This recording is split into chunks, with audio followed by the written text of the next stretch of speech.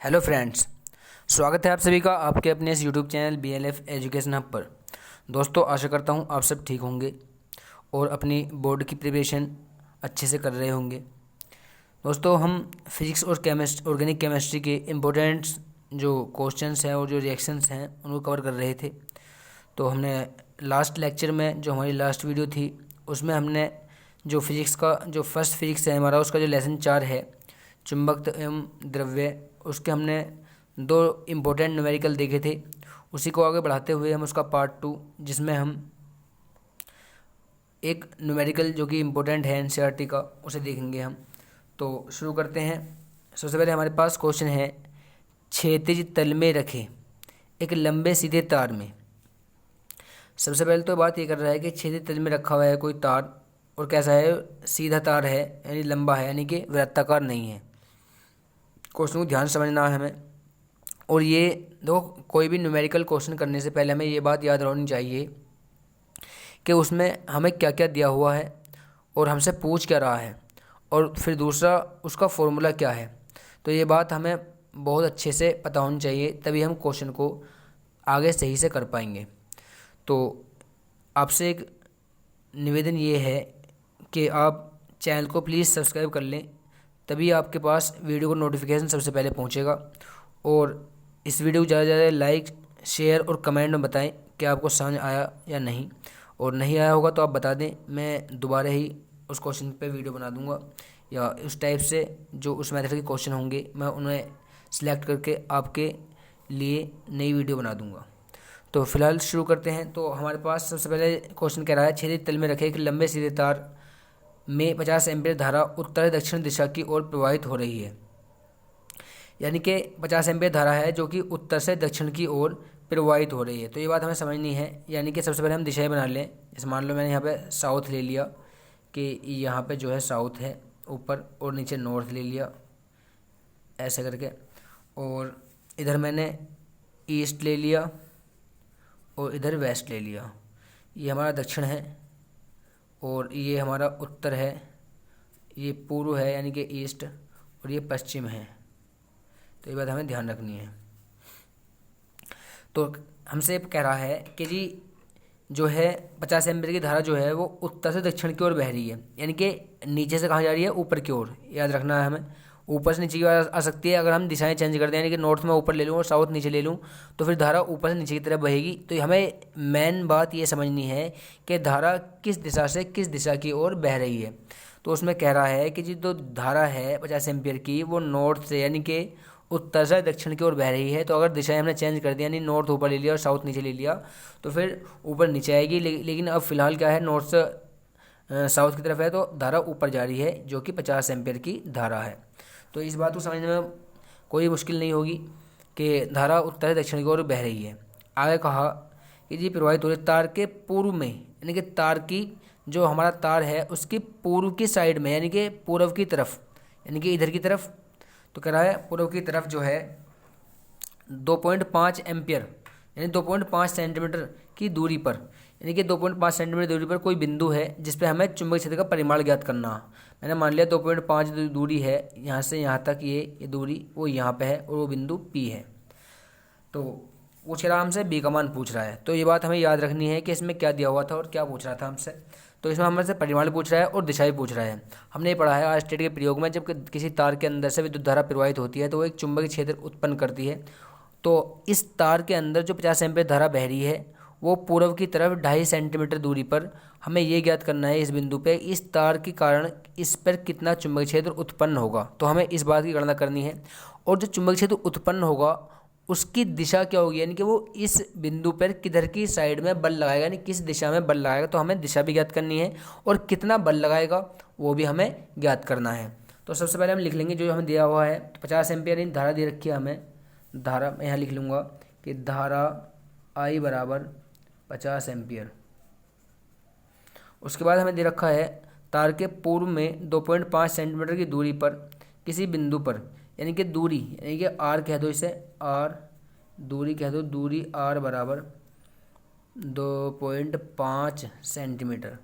और आपको पता है सेंटीमीटर को मीटर में चेंज करने क्या करते हैं हम, 100 से भाग कर लेते हैं। जब मैं 2.5 को 100 से भाग करूँगा तो मैं इस 100 को 10 की घात 2 लिख सकता हूँ, ऊपर लेंगे 10 की घात -2 हो जाएगी, तो ये आ जाएगा 2.5 इंटू 10⁻²⁻2 मीटर। इस बात को फिर समझ लीजिए, चूँकि हमें सेंटीमीटर में दिया हुआ था जो दूरी r का मान था, इसलिए हमने उसे मीटर में चेंज किया, क्योंकि हम ऐसा ही पद्धति में दूरी का मात्रक जो होता है वो मीटर होता है, तो हम फॉर्मूले में किसी भी सेंटीमीटर की जो दूरी है उसे मीटर में चेंज करके तब रखते हैं। तो फिलहाल यहाँ पे 2.5 सेंटीमीटर था, तो हमने 2.5 सेंटीमीटर को 100 से डिवाइड किया, इनके 100 से भाग करेंगे मीटर में चेंज करने के लिए, क्योंकि 1 मीटर में 100 सेंटीमीटर होते हैं इसलिए। अब 100 को हम लिख सकते हैं 10 की घात 2, क्योंकि जितनी जीरो होती हैं उसे हम इतनी बार 10 पे घात चढ़ा देते हैं। 10 की घात 2, 10 की घात 2 मतलब 100 ही है। 10 की घात 2 को ऊपर ले जाएंगे, घात वाली संख्या को ऊपर से नीचे ले जाएं या नीचे से ऊपर ले गए तो घात का चिन्ह बदल जाता है। तो 10 की घात 2 नीचे प्लस की थी, ऊपर ले जाएंगे माइनस की हो जाएगी, तो हमारे पास आएगा 2.5 इंटू 10⁻²⁻2 मीटर। तो हमारे पास आई की वैल्यू आ गई, सॉरी आर की वैल्यू आ गई। अब हमें दे रखा है चुंबकीय क्षेत्र का परिमाण तथा दिशा क्या है, यानी कि बी की वैल्यू पूछ रहा हमसे, यानी कि चुंबकीय क्षेत्र बी बराबर क्या, हम ढंग से समझेंगे ज़रा। सबसे पहले जो धारावाही तार है, सीधा लंबा तार धारावाही, उसके लिए जो चुंबकीय क्षेत्र का फॉर्मूला होता है वो होता है हमारे पास B बराबर μ0I/2πr। ये बात हमें बहुत ध्यान समझनी है कि μ0I/2πr, μ0 क्या है, निर्वात की चुंबकशीलता है, I उस तार के अंदर बहने वाली धारा है, और R क्या है, जहाँ पर हमें यानी जिस दूरी पर हमें चुंबकीय क्षेत्र की गणना करनी है, और B चुंबकीय क्षेत्र है। अगर मान लो ये तार जो है सीधा ना होकर ये हमारे पास वृत्ताकार होता है, यानी कि इस टाइप से पड़ा हुआ होता, तो हम फॉर्मूले में यहाँ चेंज कर देते, खाली पाई हटा के 2r हो जाता, तो B = होता μ0I/2r। तो ये बात हमें याद रखनी है कि अगर तार जो है वो वृत्ताकार है तो फॉर्मूले में केवल पाई हट जाएगा और बाकी आ जाएगा। दूसरी बात, एक बात ये समझनी है कि मान लो कहीं पर फेरे दे रखे हैं, यानी कि ये 100 फेरे लपेटे हुए हैं, तार के 100 फेरे लपेटे हुए हैं, या 50 फेरे लपेटे हुए हैं, यानी कि फेरे दे रखे हैं कि हमने 50 बार लपेट के रख रखा है इस तार को, तो हम वहाँ पर हम n का यूज़ करेंगे, यानी कि n बराबर होता है फेरे। तो ये बात हमें याद रखनी है। अब हम यहाँ पर वैल्यू पुट करते हैं, वैल्यू रखते हैं। μ0 की वैल्यू होती है 4π इंटू 10⁻⁻7। ये हमें याद रखना पड़ेगा कि μ0 का जो फिक्स मान है, क्योंकि एक नियतांक है, कांस्टेंट है, तो इसकी वैल्यू फिक्स है 4π × 10⁻⁻7। ये याद रखनी है, कोई सा भी क्वेश्चन हो μ0 है अगर, तो μ0 का मान यही हमें यूज़ करना है। आई की वैल्यू हमें 35 एम्पियर दी हुई है, 35 एम्पियर दी हुई है, सॉरी 50 एम्पियर, 50 एम्पियर दी हुई है, और अपॉन 2πr, 2π और r की वैल्यू कितनी है, ये रही 2.5 इंटू 10⁻⁻2। तो इस बात को समझ लीजिए, कोई प्रॉब्लम नहीं होनी चाहिए। तो यहाँ पर सबसे पहले हमारे पास पाई से पाई कैंसिल हो गया, 2 से 2 से 4, यानी 2 दूनी 4। अब देखो जरा, यहाँ से हम पॉइंट हटाएंगे और यहाँ पर 0 बढ़ा लेंगे। पॉइंट के बाद जितने अंक होते हैं नीचे, तो हम 0 बढ़ाते हैं ऊपर। पॉइंट के बाद एक अंक था तो हमने एक 0 बढ़ा ली, पॉइंट हट गया। अगर मान लो पॉइंट के बाद अंक ऊपर होते तो हम 0 नीचे बढ़ाते, यानी कि अगर पॉइंट के बाद अंक 4 हैं तो हम 4 0 बढ़ाएंगे, ऊपर है अंक तो नीचे 0 बढ़ाएंगे नीचे, और अगर अंक नीचे हैं तो 0 बढ़ाएंगे हम ऊपर। ये बात हमें बहुत ध्यान से समझ लेनी है। तो अब हमारे पास बचा सबसे पहले 2 इंटू 10⁻⁻7 इंटू 500 को लिख सकता हूँ मैं 5 × 100। देखो ये 5 × 100 500 लिख रहा है ये। अब मैं 100 के लिख सकता हूँ 5 × 10⁻2 लिख सकता हूँ मैं इसे ऐसे, क्योंकि 10⁻2 मतलब क्या, 10 × 10 यानी 10 × 100। तो मैंने लिख दूंगा यहाँ पे 5 × 10⁻2। ये किसे लिखा मैंने, 500 को। अब यहाँ पर 2.5 था जो कि पॉइंट हटने के बाद 25 बन गया, और 10⁻−2 जो था उसे ऊपर ले गए हम, 10⁻+2 हो जाएगा। ये बात समझ लीजिए। फिर दोबारा ध्यान से, हमने यहाँ से पाई कैंसिल कर दिया, 2 से 2 दूनी 4 कर दिया यहाँ पर। अब हमारे पास बचा 10⁻−7 और 2, तो लिख दिया, और 500 लिख दिया मैंने 5 × 10⁻2, जो कि मैंने तुम्हें ऊपर समझा दिया था। अब नीचे 10⁻−2 था, मैं जब उसे ऊपर ले जाऊंगा तो इसकी घात माइनस थी, कहाँ की जाएगी, प्लस की। अब यहाँ प्लस है, तो घात ऊपर से नीचे ले जाने पर जो घात वाली संख्या होती है उसे ऊपर ले जाएं या नीचे से ऊपर, तो घात वाली संख्या का चिन्ह बदल जाता है। अब यहाँ पर बचा क्या हमारे पास, 25 बचा केवल, ये ऊपर तो कुछ है ही नहीं, तो 5 से हम कैंसिल कर देंगे, 5 पंजे 25। तो हमारे पास है 2 × 10⁻−7। जब बेस सेम हो, आधार एक जैसे हो, आधार यानी जिसके ऊपर घात चढ़ रही है उसे आधार बोलते हैं, यानी बेस बोलते हैं। तो आधार 10 है, यहाँ पे भी आधार 10 है, आधार एक जैसे होने पर गुणा में घात जुड़ जाती हैं। तो 2 और 2 कितने, 10⁻4। नीचे हमारे पास 5 है। अब चूंकि 2 × ये एक संख्या माइनस की, एक संख्या प्लस की है। जब 10 की घात -7 में हम जोड़ेंगे 10 की घात 4 यानी कि प्लस की 4, तो क्या होगा, यहाँ पर एक संख्या माइनस की एक संख्या प्लस की घट जाएगी, 10 की घात -3 बचेगी। तो 10⁻³ तो ये पास बचा हमारे पास। अब 5 से करेंगे 2 को भाग कर देंगे, ये संख्या इससे तो भाग नहीं होगी, घात वाली संख्या है, तो हम 5 से 2 को भाग करेंगे जब, तो हमारे पास है ना यानी कि 0, क्योंकि पढ़ा नहीं जा रहा है इसमें, पॉइंट लगाएंगे 0 बढ़ा देंगे, 5 चौक 20 हो जाएगा हमारे पास। तो मैं यहाँ से शुरू करता हूँ। तो यहाँ पर जो हमारी वैल्यू आई है वो आई है 0.4 इंटू 10⁻³ ये बी का मान आया है, तो ये आएंगे टेस्ला में। तो बी की वैल्यू आई हमारे पास 0.4 इंटू 10⁻³ टेस्ला। एक बार फिर समझ लीजिए, हमसे कह रहा था छेदित तल में रखे एक लंबे सीधे तार में 50 एम्पीयर धारा उत्तर से दक्षिण की ओर बह रही है।